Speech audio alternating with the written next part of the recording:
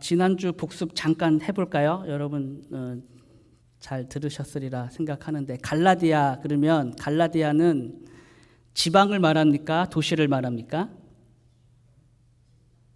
갈라디아는 지방을 말하죠. 그 갈라디아라는 큰 지역, 프라빈스, 큰 지역. 근데 우리가 지난주에 배울 때에 특별히 이제 갈라디아는 북갈라디아하고 남갈라디아로 이렇게 나눌 수 있다, 그렇게 말씀을 들었습니다. 바로 이 갈라디아 지역에 이제 교회가 세워지게 된 건데요. 언제 교회가 세워지게 된 거죠? 바울의 몇 차 전도 여행? 1차 전도 여행 때 이 갈라디아 지역에 교회가 세워지게 됩니다. 그래서 갈라디아서가 바울 서신 중에서 가장 먼저 쓰여진 서신으로 그렇게 알려져 있는 거고요.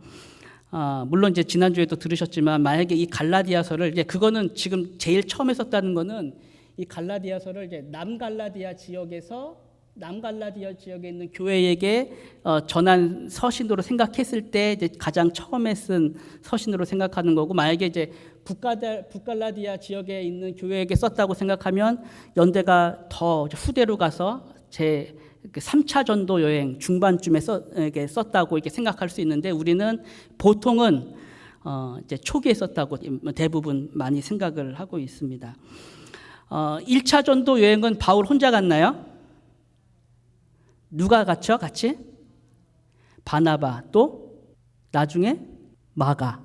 바나바와 마가. 바나바의 생질이라고 돼 있죠. 생질. 하여튼 그렇게 이제 1차 전도 여행을 떠나는데 바울을 이제 파송했던 교회가 있었던 거죠. 바울과 바나바를 파송했던 교회. 그 교회는 어느 교회였죠? 안디옥 교회. 안디옥 교회 하면 떠오르시는 게 있으신가요? 그리스도인이라는 이름을 처음으로 얻었던 곳이 바로 안디옥 교회였습니다. 그러니까 스데반의 순교 이후에 이제 핍박을 피해서 사람들이, 예루살렘에 있던 사람들이 이제 떠나게 되죠. 흩어지게 되는데, 흩어진 사람들이 이제 안디옥에 정착을 하게 되고, 이제 거기서 처음 그리스도인이라는 이름을 이제 얻게 되고요. 바로 이 안디옥, 이제 다른 사진으로 보면 여기죠. 안디옥. 여기가 이제 그 베이스 캠프 같은 역할을 하게 되죠. 나중에는 사도 바울의 선교에 있어서 베이스 캠프 같은 역할을 해서, 항상 사도가 바울이 선교 여행을 떠날 때는 항상 여기서 출발해서 다시 이곳으로 돌아오는 보통 그런 여정으로 바울의 선교가 진행되게 됩니다. 그래서 이제 이 안디옥에서 출발해서 이제 화살표로 보시는 것처럼 어디로 제일 먼저 가느냐 하면 구브로로 먼저 가죠. 구브로. 우리가 키프러스라고도 하고 사이프러스라고도 하는 그 구브로로 가게 됩니다. 구브로는 누구의 고향이었죠? 바나바의 고향이기도 했죠. 바나바의 고향. 그래서 여러분 혹시 기억나실지 모르겠지만, 이제 구브로에 왔을 때 이 구브로 섬에서 있었던 일 중에 혹시 기억나시는 사건이 있으십니까? 구브로. 당시 아주 유력한 사람이 복음을 믿게 됐죠. 이 구브로 섬의 총독. 이름이 바울하고 똑같아요. 서기오 바울. 서기오 바울이라는 이 구브로 총독이 예수를 믿게 됩니다. 그래서 이제 표시 보시면 아시겠지만, 구브로에서 이제 사역을 마치고 어디로 가게 되냐면은 이제 버가라는 곳으로 갑니다. 버가. 이 버가에서 마가와 헤어지게 됩니다. 마가하고 아까 바나바하고 바울하고 같이 갔다 그랬잖아요. 근데 여기서 이제 마가하고 헤어지게 되죠. 이유는 많이 들으셨죠? 왜 사람들이 왜 헤어졌다고 생각하죠? 그 상황적으로 성경에 기록이 안 됐기 때문에 우리가 알 수는 없지만, 상황적으로 여기 토로스 산맥이 이제, 그러니까 지금 버가에 갔다가 다음 이제 목적지가 비시디아 안디옥이거든요. 여기서 버가에서 여기까지 가려면은 이 토로스 산맥을 지나야 되는 거죠. 근데 이제 보통 이제 생각할 때 사람들이 마가가 넘어갈 엄두가 안 나가지고 돌아가지 않았을까라고 그냥 추측을 하고 있습니다. 어쨌든 이제 바울하고 바나바 두 사람만 이제 비시디아 안디옥에 도착을 하게 되고, 하나님께서 이곳에서 은혜를 주셔서 그 말씀의 큰 열매들을 이곳에서 보게 하십니다. 그래서 사도행전에 보시면 비시디아 안디옥에서 있었던 일입니다. 온 시민이 거의 다 하나님의 말씀을 듣고자 하여 모였다라고 이렇게 표현할 정도로 이제 말씀의 큰 열매가 있게 되었는데, 그 열매와 더불어서 이제 유대인들의 복경적인 박해도 함께 시작이 되게 된 거죠. 그래서 결국 쫓겨나게 됩니다. 바울과 바나바가 그곳에서 쫓겨나서 옮겨가게 된 곳이 이고니온이라는 곳으로 옮겨가게 됩니다. 근데 이제 이 이고니온에서도 하나님께서 말씀의 열매를 주셨어요. 그리고 표적과 기사도 많이 행하게 하셔가지고 많은 사람들이 믿게 되었는데, 근데 이제 핍박은 계속됐죠. 핍박이 계속되고 돌로 쳐 죽이려고 그랬습니다. 바울과 바나바를. 그래서 결국에 역시 목숨을 이제 살기 위해서 이고니에서 떠나서 이제 루스드라 더베 지역으로 가게 되는데, 돌에 맞아 죽을 것 같아서 떠났는데 루스드라로 이제 그곳에서 진짜 돌에 맞게 되죠. 바울이 돌에 맞게 되고 사람들이 거의 죽은 줄 알았는데 나중에 보니까 또 다시 살아나죠. 다시 살아. 어쨌든 하나님께서 또 그 속에서도 살리셔서 목숨을 구하게 됐는데, 여러분들 생각할 때 그렇게 루스드라에서 바울이 돌에 맞게 되었을 때 거기에 있던 사람들을 선동해가지고 바울을 돌에 치게 했던 그 사람들이 있었는데, 그 사람들은 어디서 온 사람들일까요?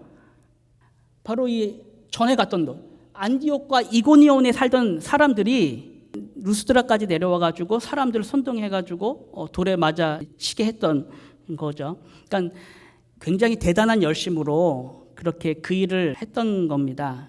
자기 지역에서 못 죽이니까 거기까지 내려와가지고 죽이려고 했던 거. 근데 사실 생각해 보면 지금 이런 일이 예전에 누가 했던 일인가요? 바울이 했던 일이죠. 그러니까 지금 바울은 예전에 꼭 자기 같은 사람들에 의해서 지금 핍박을 당하는 거예요. 예전에 꼭 자기같이 열심히 특심한 사람들에 의해서 해를 당하고 죽음의 위협을 당하고. 그래서 기억하시겠지만 바울이 나중에 그 빌립보 감옥에 갇히게 되었을 때에 그때 바울이 죽기 전에는 먹지도 않고 마시지도 않겠다라고 결심을 한 그 40명의 결사대가 생겼거든요. 40명의 결사대가 생겨가지고 내가 바울의 죽음을 보기 전에는 먹지도 않고 마시지도 않겠다. 그러니까 그때는 거의 이제 바울의 선교여행 말년이었는데, 그 말년까지 바울은 계속 그런 사람들에 의해서 쫓기고 고생을 당하고 그런 것을 보게 됩니다. 이제 그런 것들이 나중에 바울이 고백했던 동족의 위험이죠. 고린도 후서에서 말했던 동족의 위험의 모습이 되는 건데요. 지금까지 제가 이제 간략하게 이렇게 함께 봤던 내용들, 그래서 안디옥에서 시작해서 구브로 갔다가 비시디아, 안디옥, 이고니온, 루스드라, 더베, 여기가 이제 1차 전도 여행이고, 특별히 이제 이 지역, 지금의 터키 지역이면서 크게 갈라디아 지역으로 보고 있는 이 지역이 이제 갈라디아서의 1차 수신자들이 되는 것입니다. 1차 수신자들이 되는데 사도가 이 지역을 갔다 온 다음에 아주 급하게 서신을 쓰게 된 겁니다. 급하게. 왜 급하게 쓰게 됐나요? 그 사람들이 자기가 떠나자마자 받았던 복음으로부터 속히 떠나 다른 복음을 받았기 때문에 사도가 급하게 이 지역에 이제 서신을 쓰게 된 것이죠. 그 갈라디아서 1장 6절 다시 한번 보시겠어요? 갈라디아서 1장 6절 보시면 그리스도의 은혜로 너희를 부르신 이를 이같이 속히 떠나 다른 복음 따르는 것을 내가 이상히 여기노라. 그래서 바울이 지금 이 지역을 떠난 것이 뭐 1년이 넘은 것도 아니고, 지금 상황적으로는 바울이 돌아서자마자 거의 그들도 함께 돌아선 그런 모양새가 지금 된 거예요. 그러니까 이제 내가 이상하게 여긴다 하면서 급히 서신을 쓰게 된 것인데, 그럼 이제 좀 더 자세하게 이제 본문의 내용을 보도록 하겠습니다. 1절의 말씀, 1절의 말씀 다시 한번 읽어보겠습니다. 1절 시작. 사람들에게서 난 것도 아니요 사람으로 말미암은 것도 아니요 오직 예수 그리스도와 그를 죽은 자 가운데서 살리신 하나님 아버지로 말미암아 사도된 바울은.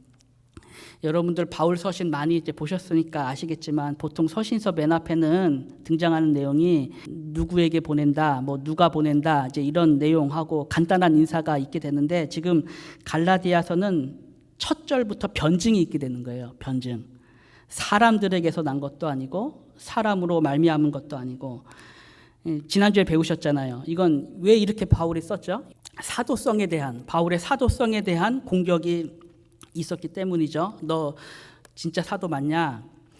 그 같은 사도라고 해도 베드로는 한 번도 이런 공격을 받아본 적이 없거든요. 누가 베드로한테 사도성을 공격하겠어요? 정말 사도 중에 사도라고 당시에 인정받던 사람인데 바울은 가는 곳곳마다 이런 공격을 당했습니다. 근데 참 어떻게 보면 오묘한 것이 그럼에도 불구하고 신약 성경에 반 이상을 쓴 거는 베드로가 아니라 바울이죠. 그러니까 사도 중에 사도라고 여겼던 베드로는 베드로 전서만 썼고요. 맨날 너 사도 맞냐라고 공격당한 바울은 13권을 썼어요. 그러니까 뭐 그렇다고 해서 이제 베드로가 더 못하다는 건 분명히 아니지만 하나님께서 섭리하시는 것이 참 오묘하다라는 생각을 또 하게 됩니다. 그래서 지금 바울은 서신서의 맨 처음부터 자신의 사도성을 이렇게 변증하고 있는데요. 참고로 말씀을 드리면 그 성경에서 사도로 쓰임만은 여러분들도 한 번쯤은 다 들어보셨을 거예요. 헬라어로 아포스톨로스라는 말입니다. 아포스톨로스라는 말이 헬라어에 이제 사도로 번역이 된 말인데요. 근데 이 아포스톨로스라는 말이 일반적인 의미에서는 그냥 보내심을 받은 자라는 뜻입니다. 일반적인 의미에서 보내심을 받은 자. 그러니까 그냥 일반적인 의미에서 누군가에 의해서 보냄을 받은 그 사람은 자기를 보낸 사람의 사도가 되는 거죠. 일반적인 의미에서. 그래서 이런 용례로 쓰인 예가 있습니다. 성경에도. 그래서 예를 들어서 빌립보서 2장에 보시면, 지금 보시는 빌립보서 2장에 보시면 그 당시에 로마 그 감옥에 갇혀 있던 바울이 그 자신을 돌봐주러 왔던 에바브로디도를 원래 그가 있었던 그 빌립보 교회로 다시 보내면서 빌립보 교회에다가 바울이 서신을 쓸 때에 그러나 에바브로디도를 너희에게 보내는 것이 필요한 줄로 생각하노니 그는 너희 사자로 내가 쓸 것을 돕는 자라라고 했을 때 여기 사자로 번역된 말이 바로 아포스톨로스입니다.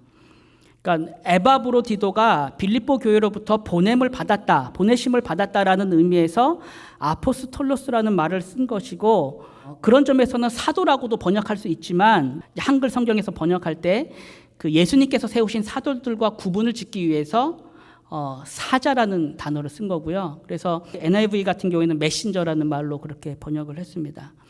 그리고 이제 고린도 후서에도 보면은 바울이 이제 예루살렘 교회에 예루살렘 교회에 보낼 연보를 모으기 위해서 여러 형제들을 이제 고린도 교회에 보내는데 그때도 이제 그렇게 그 고린도 교회로 보내진 여러 형제들을 표현할 때 아포스톨로스라는 말.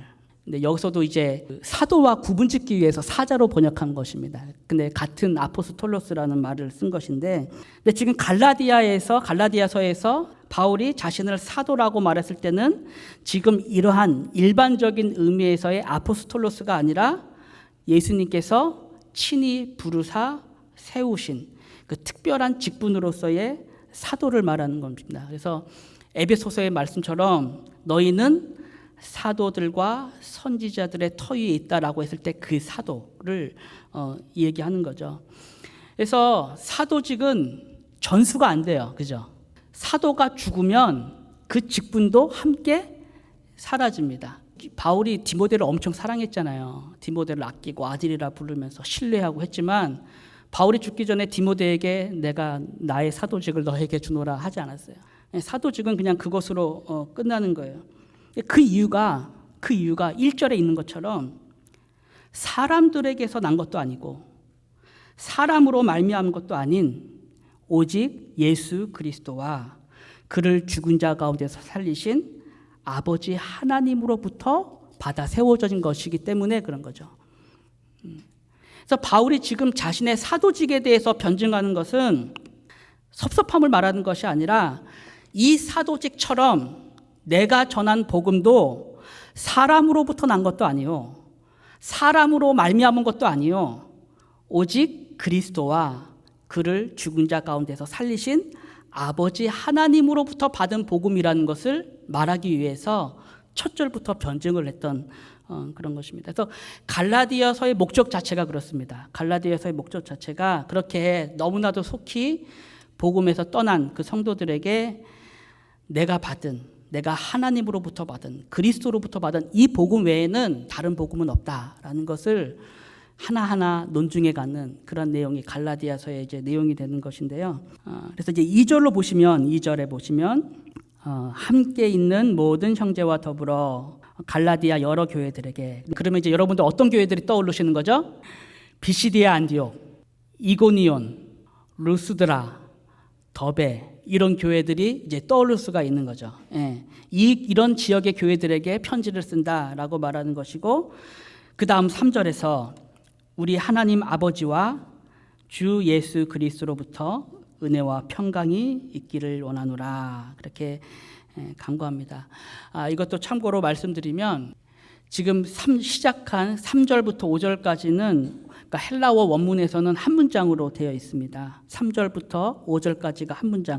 한글 성경에는 나누어져 있지만 그래서 지금 3절에서 은혜와 평강이라는 말, 은혜와 평강이라고 했을 때 이 은혜는 잘 아시는 것처럼 하나님께서 구원 얻은 자에게 허락하시는, 하나님께서 구원 어느 자에게 허락하시는 것이고, 평강이라고 할 때는 바로 그 은혜를 받은 자의 삶 속에 나타나는 모습, 열매, 그렇게 우리가 생각을 할 수 있습니다. 그래서 은혜와 평강이라고 하면 그리스도인의 삶을 특징 지어주는 그러한 모습이라, 그런 축복의 모습이다 우리가 생각할 수 있는 것인데요.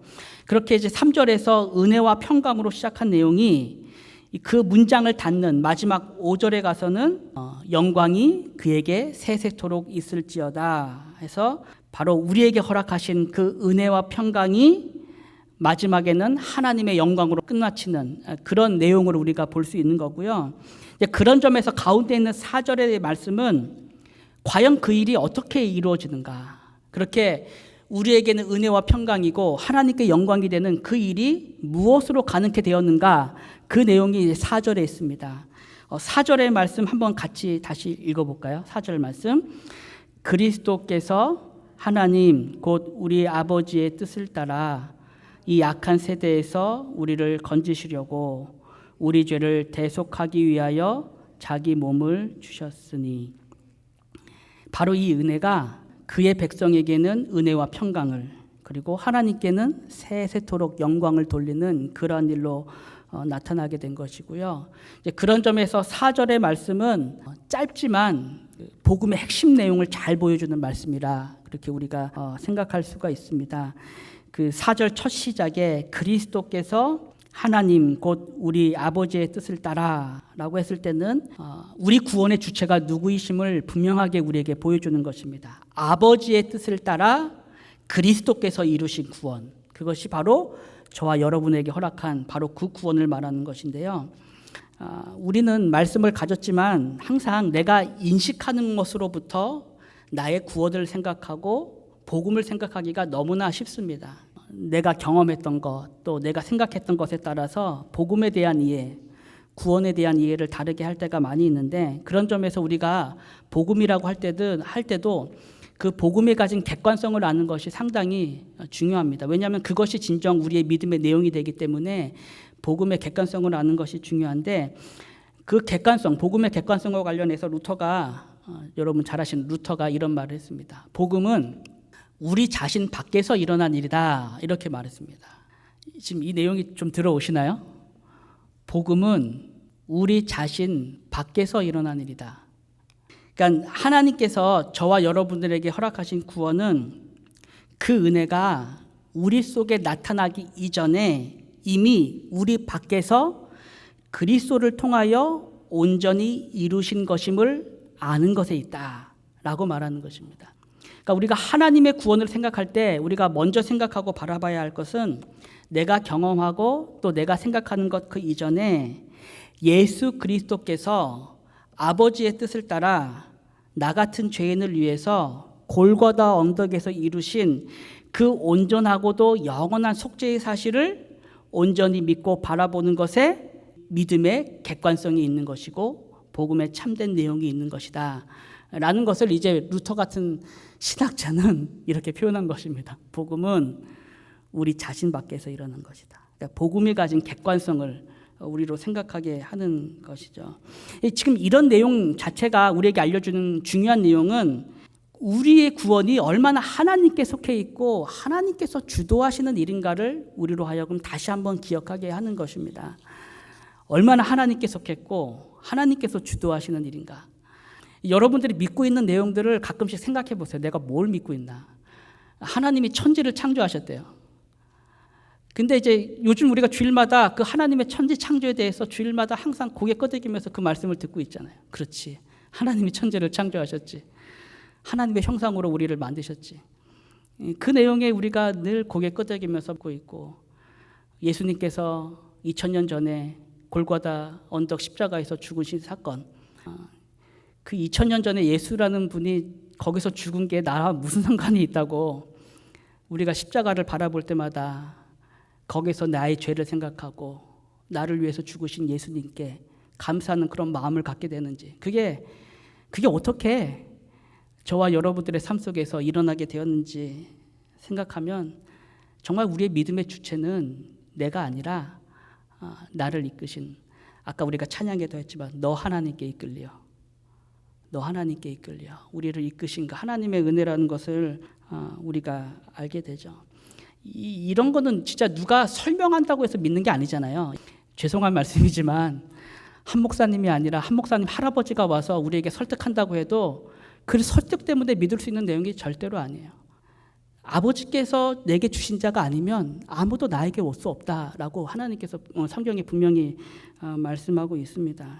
사람에게서 난 것도 아니요, 사람으로 말미암은 것도 아니요, 오직 그리스도와 그를 죽은 자 가운데서 살리신 아버지 하나님으로 말미암아 얻게 된 구원, 또 그분을 통해서 받게 된 복음, 바로 그것이 우리가 믿고 있는 바로 그 복음이라는 거죠. 그래서 여러분들도 잘 아시는 시브리서 말씀에, 이건 제가 특별히 세 번역 성경으로 했는데요, 믿음의 창시자요, 우리 믿음의 창시자요 완성자이신 예수를 바라보자 라는 말, 이 시브리서 말씀을 우리가 다시 한번 기억을 하게 됩니다.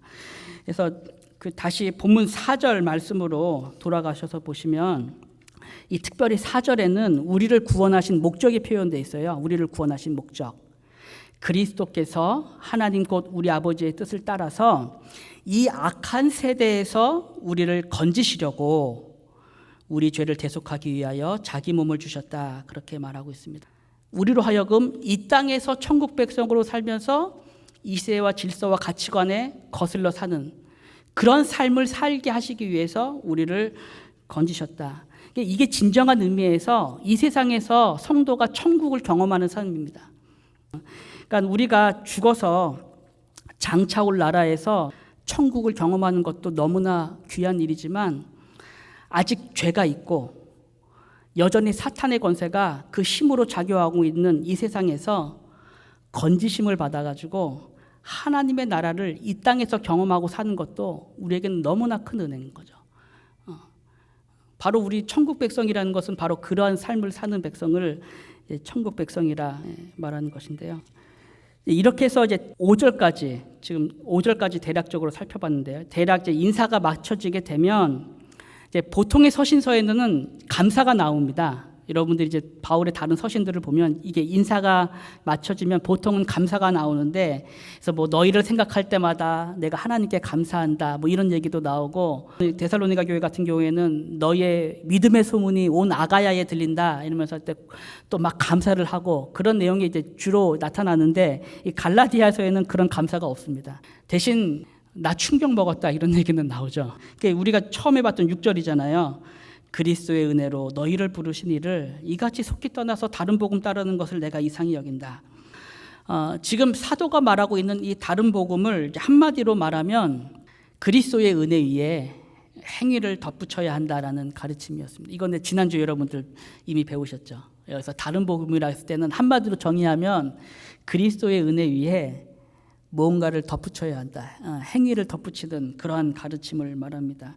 그래서 여러분들이 갈라디아서 3장 2절 한번 요거 찾아볼까요? 한 장 넘기셔서 제가 1절부터 읽어보겠습니다. 1절부터 보시면, 어리석도다 갈라디아 사람들아, 예수 그리스도께서 십자가에 못 박히신 것이 너희 눈앞에 밝히 보이거늘 누가 너희를 꾀더냐? 내가 너희에게서 다만 이것을 알려 하노니 너희가 성령 받은 것이 율법의 행위로냐 혹은 듣고 믿음으로냐? 너희가 이같이 어리석으냐? 성령으로 시작하였다가 이제는 육체로 마치겠느냐? 그러니까 거짓 교사들이 처음부터 올 때 예수를 부인하고 들어왔으면 그래도 갈라디아 성도들 드린 내용이 있는데 그래도 전에 바울에게 들은 내용이 있는데 그렇게 빨리 넘어가진 않았겠죠. 근데 처음에 들어올 때부터 이제 예수를 인정하고 들어오니까 우리도 당신들처럼 예수 믿는 사람이고 크리스찬입니다. 이제 그러면서 들어오니까 갈라디아 교회가 이제 그 내용을 더 쉽게 받아들일 수가 있었던 거죠. 그래서 결국에는 그들이 받았던 처음 복음에서 떠나게 되는데, 그래서 특별히 이제 6절에서 이같이 속히 떠났다라고 했을 때 이 떠났다라는 말은 원어적으로는 군인들이 대열을 이탈해가지고 도망가거나 혹은 이제 적군으로 넘어가는 모습, 혹은 이제 정치인들이 한국에서 많이 벌어지는 것처럼 당을 옮겨서 그 배신하는 그런 모습을 나타내는 용어로서 많이 사용된 말이었는데요. 이 떠났다라는 말이 그 갈라디아 교회가 복음을 받아들인 모습, 다른 복음을 받아들인 모습이 바로 이러했던 거죠. 너희를 은혜로 부르신 이를 이같이 속히 떠나서 다른 복음을 따랐다. 그래서 은혜로 부르신 이를 이런 말을 했는데, 은혜라고 하면은 여러분도 잘 아시는 것처럼 자격이 없는 자에게 주어진 것을 은혜라고 하잖아요. 그러니까 아무런 받을 자격이 아무것도 없는 사람에게 주어진 구원을 이제 우리가 은혜라고 표현을 하는데, 그런 점에서 지금 바울이 말하는 것은 너희가 은혜로 구원받았으면서 이제는 그 앞에서 자격을 말하고 싶은 것이냐라는 것입니다. 그러니까 은혜로 들어온 나라에서 이제는 자격을 말하고 싶었던 그런 모습이 있던 거죠. 근데 이제 이런 점에 있어서는 실상 저와 여러분도 항상 이 위험에 있습니다. 저와 여러분도 항상 같은 위험 속에 저와 여러분도 있습니다. 진짜 생각해 보면 뭐 많은 우리 신앙의 시험이 많은 원인과 그런 사건과 오지만 정말 많은 신앙의 시험은 자존심에서 옵니다. 그러니까 말로는 우리도 항상 은혜를 말하지만 또 자격 없다. 우리가 늘 하는 말이잖아요. 나는 자격이 없다라는 말을 늘 하지만 결국 시험에 들 때는 자존심이 상해서 이제 시험에 드는 경우가 참 많기 때문에 지금 이 모습은 항상 저와 여러분들 안에도 있는 그런 위험이 되는 건데요. 그런 점에서 갈라디아 성도들이 받아들인 그 거짓 복음이라는 것은 바로 우리 안에 있는 이러한 마음을 정당화시킬 수 있는 복음이고 합리화시킬 수 있는 복음이었던 것입니다. 왜냐하면 그 복음을 받아들이면 그리스도의 은혜를 말하면서도 또 할례와 율법 준수를 통해서 내 신앙의 자존심도 함께 나타낼 수 있는 거죠. 은혜도 말하고 실제로 내가 내세우고 싶은 거는 어떤 내가 행한 모습을 늘 나타낼 수 있는 거죠. 그래서 그 복음이 전해졌을 때 속히 받은 복음에서 떠나게 된 거죠. 속히. 그만큼 그 복음이 맞았던 거예요. 우리 본성에 맞는 거예요, 그게. 근데 지금 이러한 모습은 한편으로 그 출애굽 당시에 이스라엘의 모습을 우리가 생각해 볼 수 있지 않을까라는 생각을 저는 하게 되었어요. 여러분들도 잘 아시는 것처럼 출애굽 이후에 이스라엘 백성들이 시내산에 머물게 되고 이제 모세가 율법을 받으려고 그 시내산에 올라가게 되죠. 그리고 하나님께서 이제 율법을 주신 다음에 모세에게 말씀하십니다. 여기서 속히 내려가라. 내가 애굽에서 인도해낸 내 백성이 스스로 부패하여 내가 그들에게 명한 도를 속히 떠나 자기를 위하여 우상을 부어 만들었다. 그렇게 말합니다. 그래서 모세가 이 말을 듣고 속히 내려갑니다.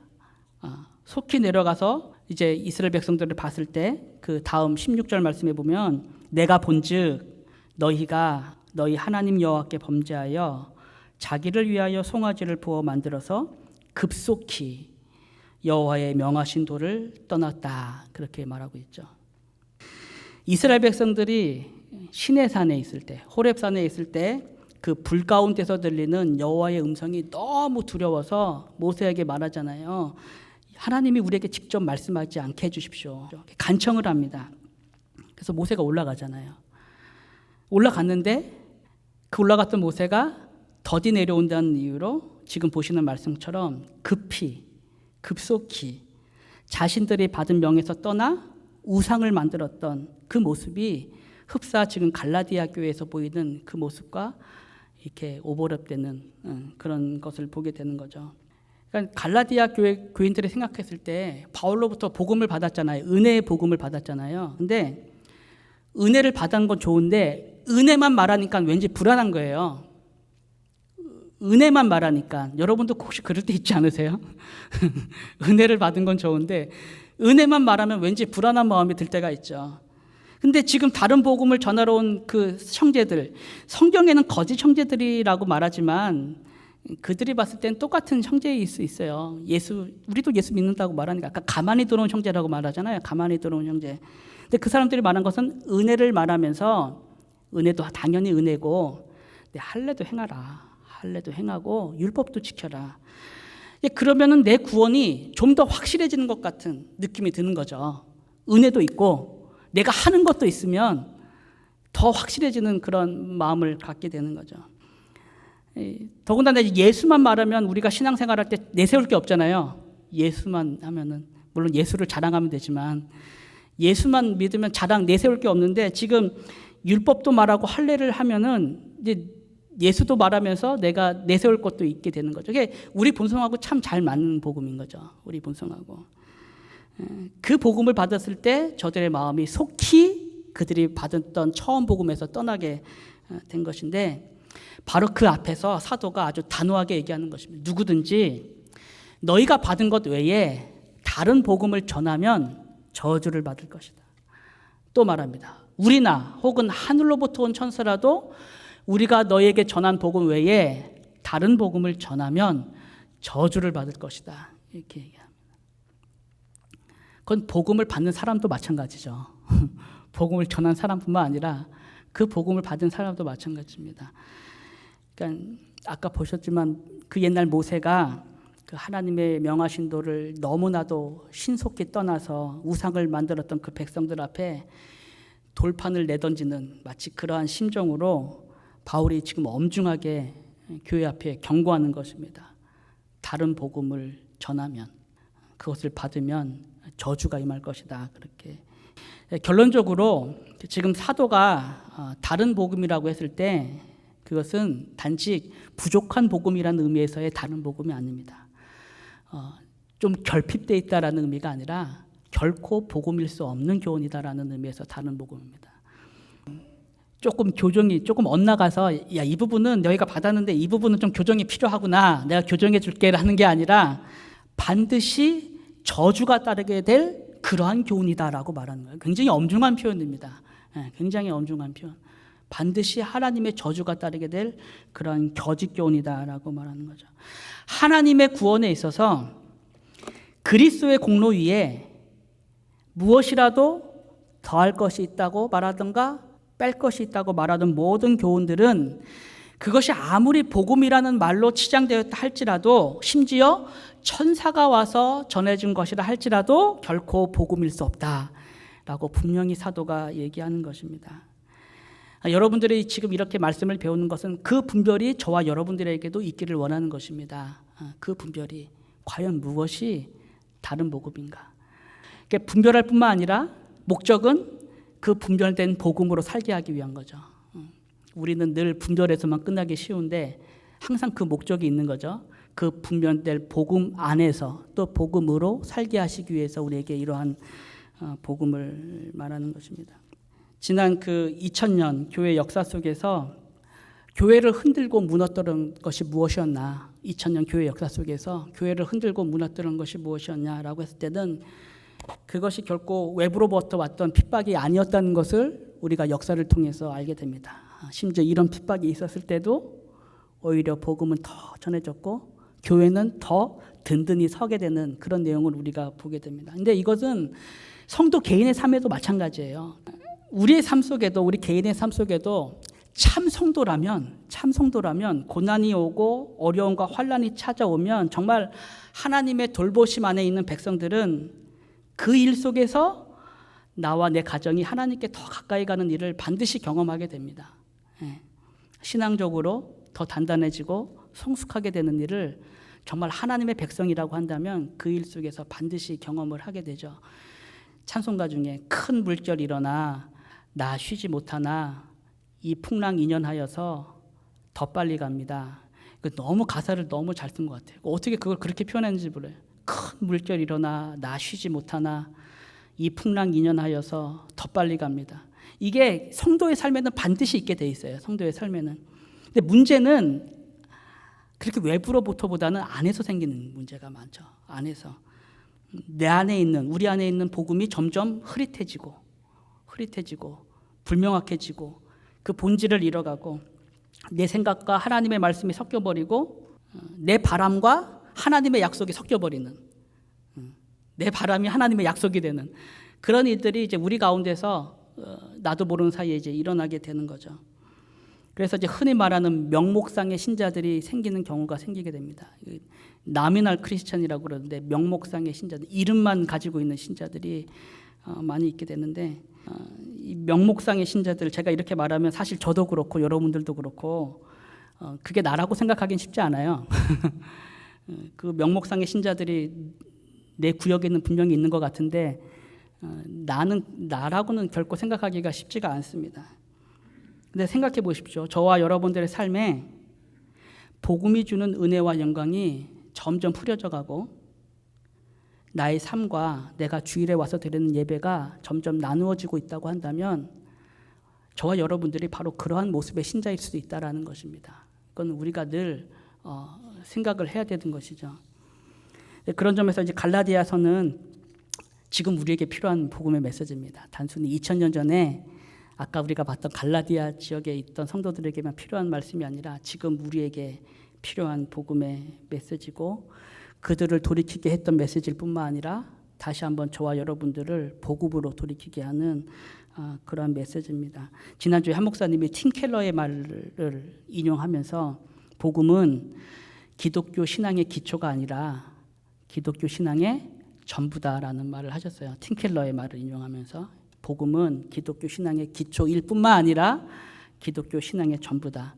갈라디아서가 우리에게 알려주는 것은 왜 복음이 우리 신앙의 전부인지를 알게 해주는 거죠. 왜 그렇게 말해야 되는지, 이제 그것을 우리가 이제 다음 시간을 통해서 계속 하나하나씩 살펴보려고 합니다. 그래서 여러분들이 이번 시간을 통해서 내가 알고 있던 복음을 다시 한번 이제 돌다리 두들겨 본다는 심정으로 점검하는 것도 중요하고, 그것만이 아니라 우리 이번 제목이 리셋이잖아요. 복음 리셋. 정말 다시 리셋한다는 마음으로 하나님의 복음의 그 본질을 다시 한번 생각하는 그러한 시간이 되었으면 좋겠습니다.